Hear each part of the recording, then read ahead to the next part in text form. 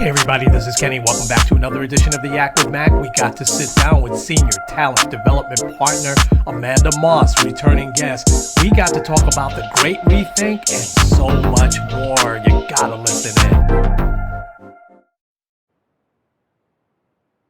Hey there everybody, welcome back to another edition of the Yak with Mac. And I have a returning guest that, man, oh man, I can't wait to get back to.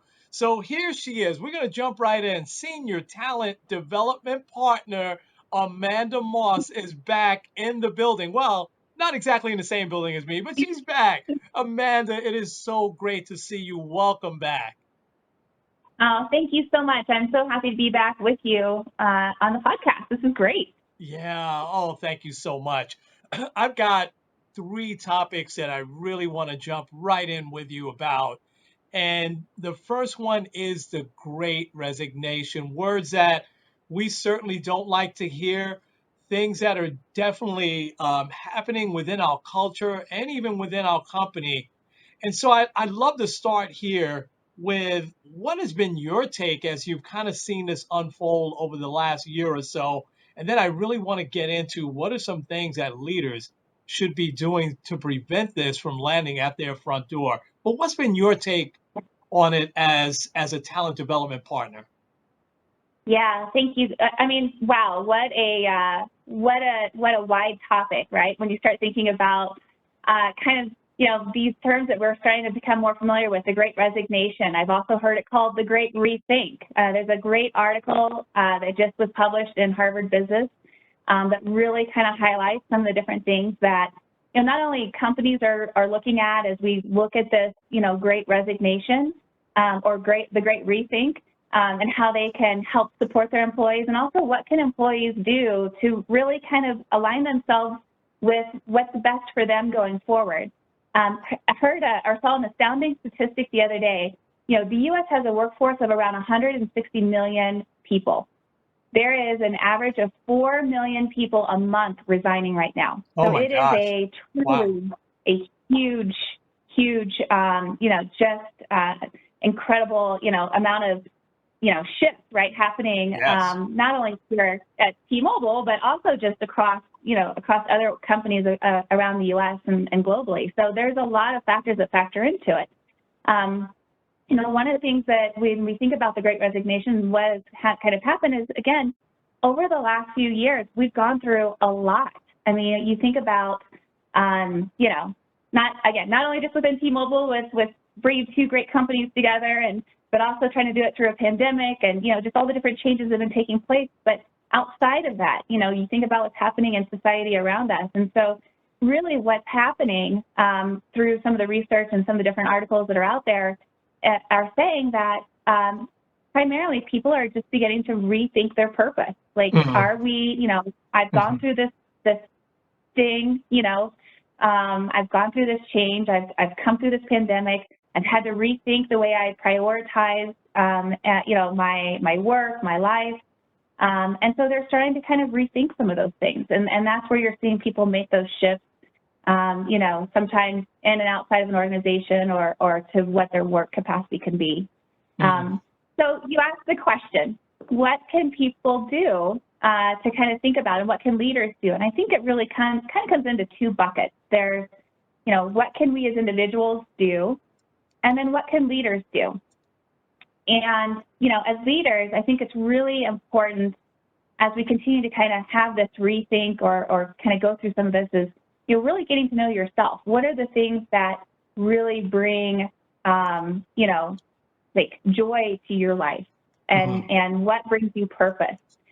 Sometimes people find purpose in, doing things that align in their job to their role. So maybe it's like an organizational type of purpose, or maybe it's mentoring or coaching or, being a teacher or a pastor outside of work that brings them more life purpose or life, enrichment. And then maybe there's other parts of it, too. So I think it's really, first and foremost up to an individual to really understand what they need and to know themselves better.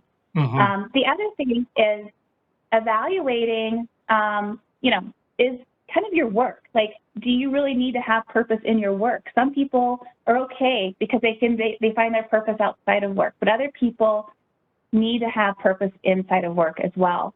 And so really understanding that. And if you're getting it through your role, great. But if you're not, are there ways that you can kind of job craft, in a sense, some of the different elements that can bring some of that purpose into your role that aligns with your values and actions? I love both of those, knowing yourself, evaluating your work.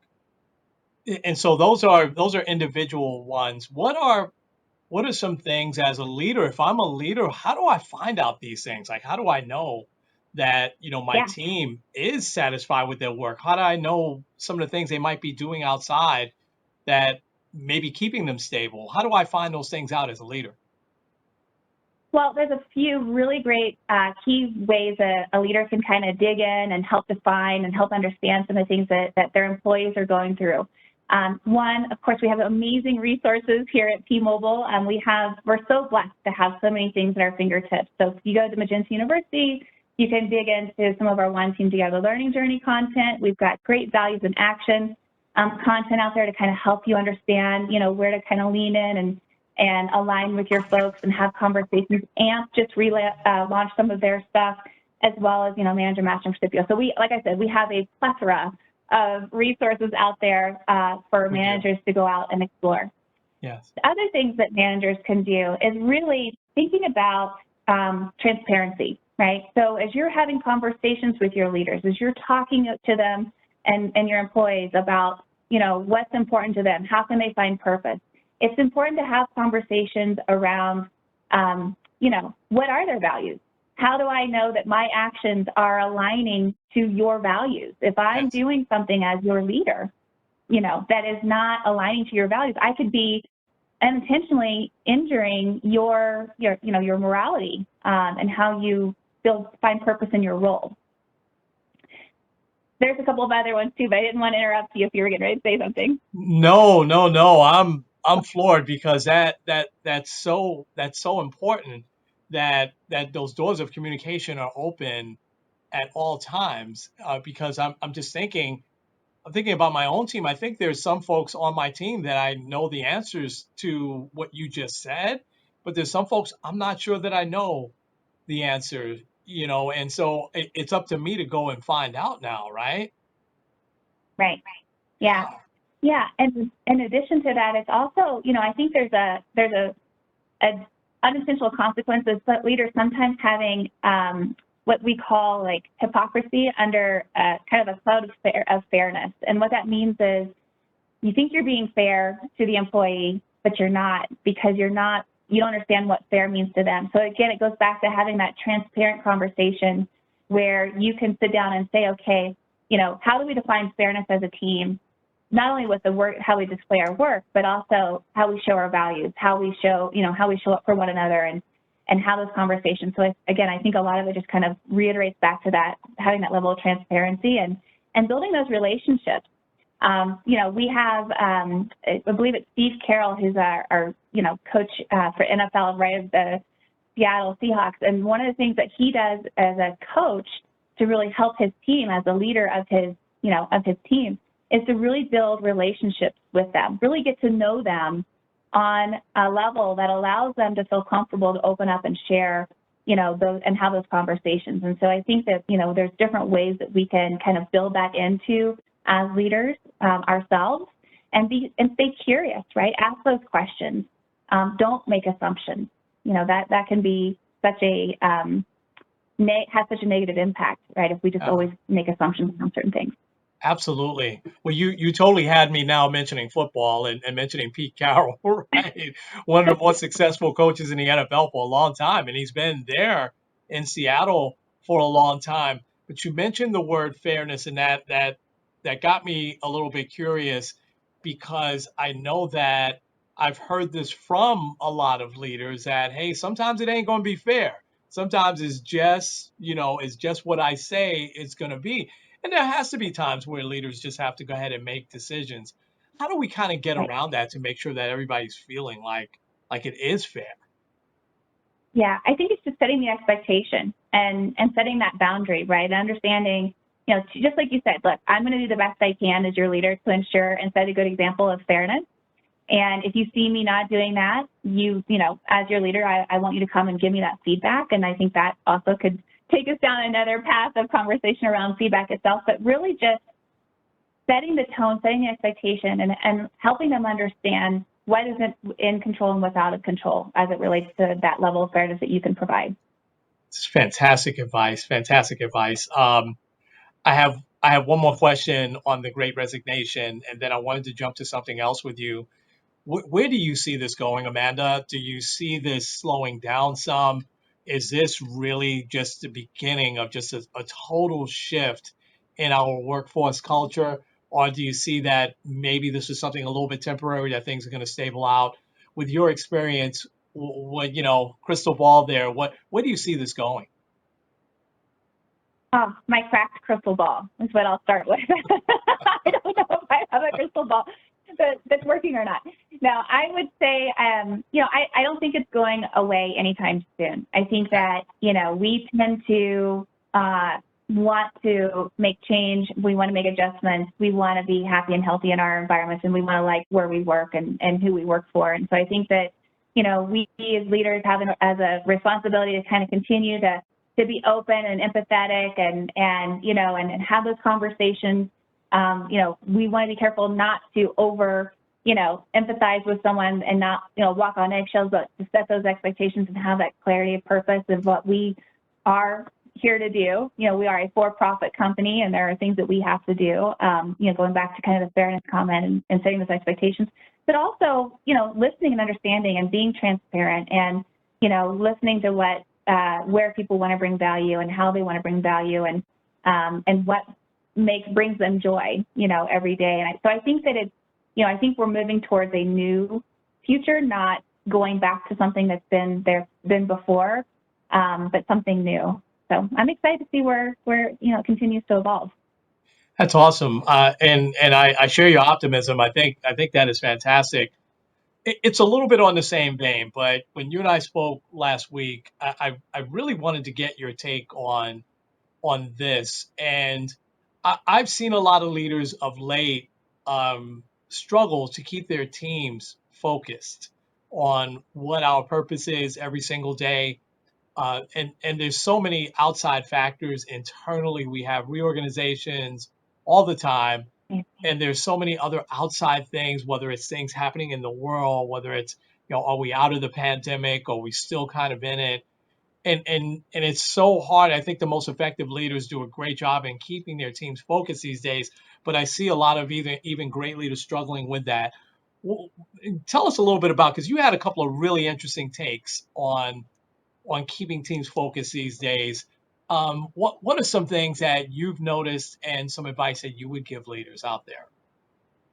Yeah, no, I appreciate the opportunity to talk about this topic as well. I would say in the world of kind of the distraction, right, the VUCA world that we live in, it's just really focusing on what you can control and what you can't control. I think that we all have it, like sometimes we feel like there's so much out of our control, but really it's taking a moment to reflect and having that introspection to say, what are the things that I can focus on today? What can I move the mark on today? I might not be able to affect this change or know what's out there that's beyond my control, but really just trying to focus on where can you move the mark today and what's going to help you get to the next goal, whether it's a personal goal or work goal.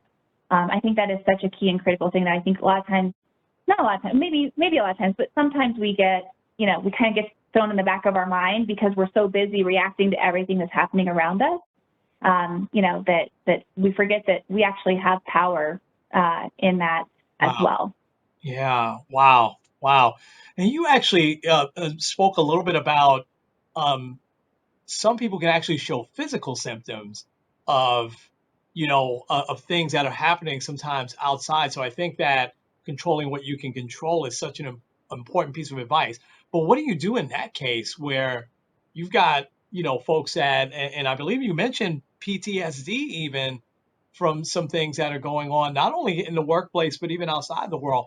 What, what sort of advice would you have for leaders if you've got those extreme cases? Yeah, yeah. I mean, and that is an extreme, right? I think that we do have folks that, again, because it's maybe something that's happening in their environment has triggered them to have, a reoccurring response to something, or maybe it's something that's happening around them that is really just,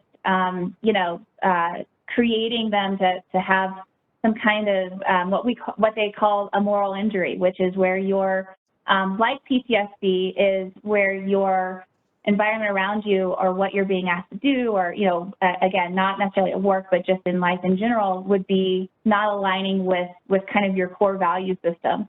And so in those cases, it's really a chance for a person, if left unchecked, it can create physical symptoms, like you said, and even, in some cases, some long-term side effects. But, really, I think it's just, one, building awareness of it, understanding, kind of where the injury is occurring, and then building your support system around you, and really addressing it and taking those steps of self-care.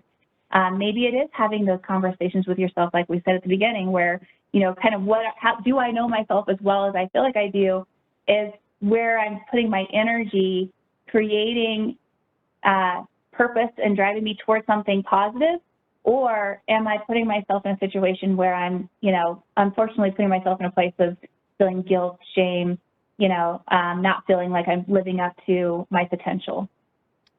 Wow. Wow. And we have the barrier of working virtually in a lot of cases as well. That's a whole other barrier, to that. Um, Yeah. so it's so different, right? Being a leader today. I mean, we've got to worry about all of these things. If I'm a leader today, where can I go, right? For even more advice on this. Yeah. So we've had a couple of resources internally. So we just went through an initial day of learning last week, where this was kind of the topic of discussion of like this hybrid workplace and how do we continue to work together and understand one another in the different modalities that we now operate in. This is something I think that is an enhancement and an innovative process that's come out of where we've been the last couple of years. And we have so many more ways to connect and touch each other, and I think so it's going back and kind of understanding those resources, and kind of making a change in maybe the way we communicate. I think there's a strong piece here of like communicating differently than we have before, and rethinking how we have meetings, and, using body language like I'm doing, because, I tend to talk with my hands a lot. But just different things that we can do in that sense. Also, I think, just, again, going back and thinking about what is the best way that you like to be communicated to, and then being able to set those expectations with others too. Understanding, kind of where you are best served, and then being able to have that conversation with those that you interact with, the most, your leaders and your team members and things. Such phenomenal advice. And if folks haven't seen the hybrid workplace day of learning that was done last week, I challenge you, go out and watch it. It is just phenomenal advice, particularly if Yeah. you're like me, that is in a virtual workplace, and hopefully get a little bit more hybrid as we go down the road here. I can't let you go without talking about self development. You inspired me so much last year, as your growth mindset was just spectacular. And I know you have probably got an update or two on yourself, but so a year later or so, has your advice changed? What would your advice be on self development and having that growth mindset?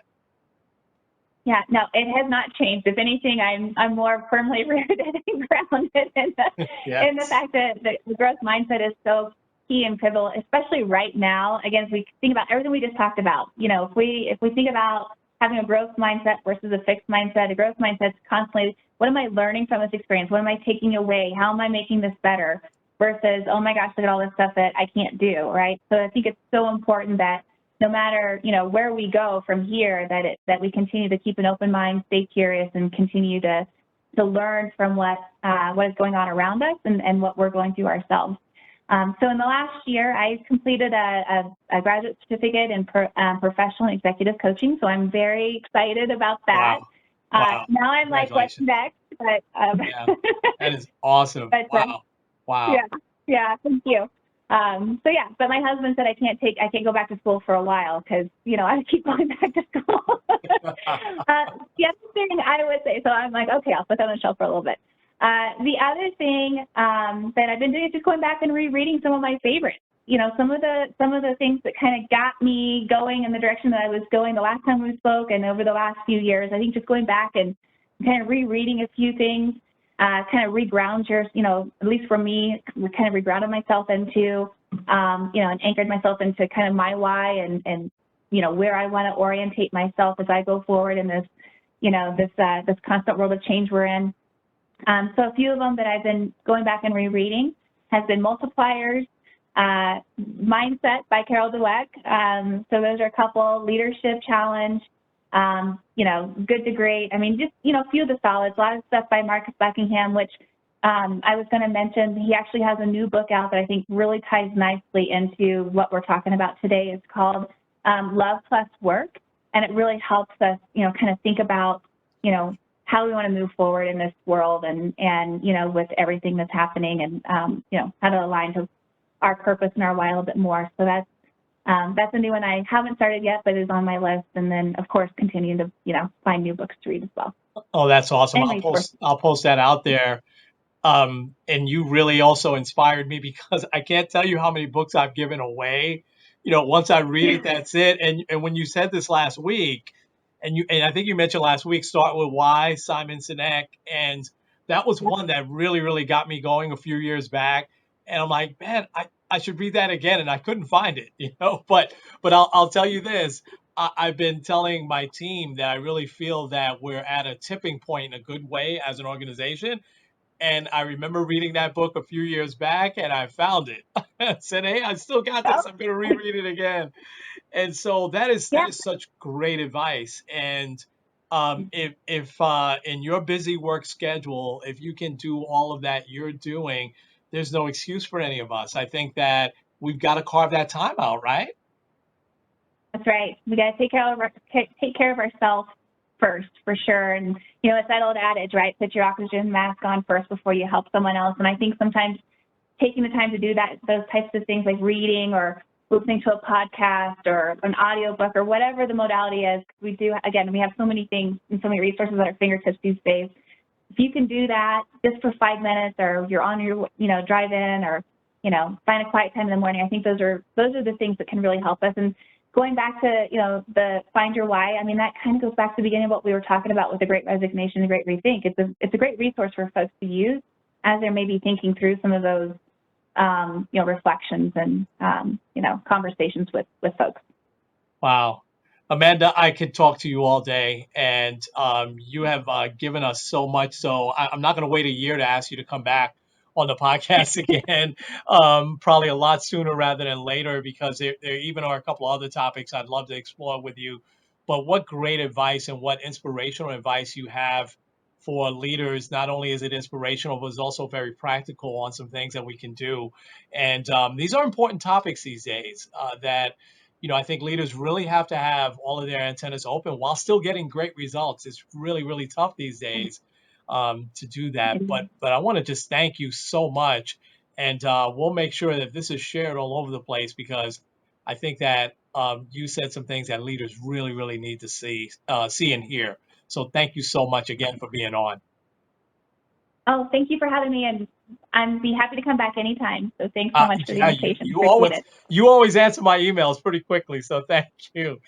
Well, folks, we're gonna leave it there. This has been the Yak with Mac with Kenny and Amanda, and we will talk to you real soon.